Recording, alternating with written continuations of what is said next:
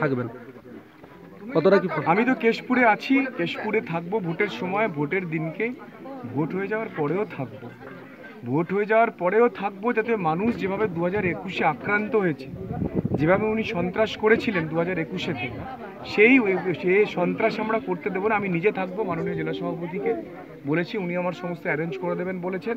আমি কেশপুরেই থাকবো, দেখি যে উনি কত বড় সন্ত্রাস করতে পারেন এবারে 2024-এর লোকসভা নির্বাচনে।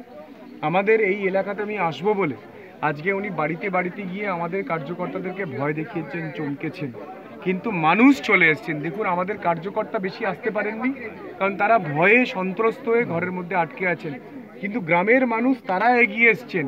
আজকে তাদের শক্তিতে আমরা শক্তি পেয়েছি, এবং এরাই মোদিজির ভক্ত।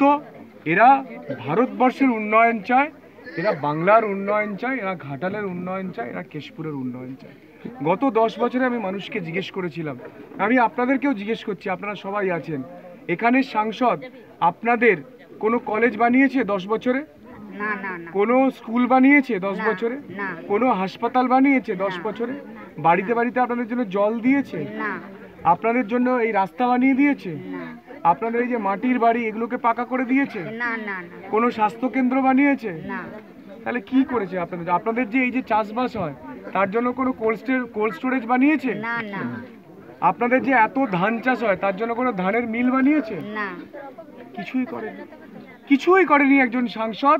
শুধু কি করেছে না, 10 বছর ধরে শুটিং করেছে, আর শুটিংয়ের জন্য, সিনেমা বানানোর জন্য টাকা তুলেছে।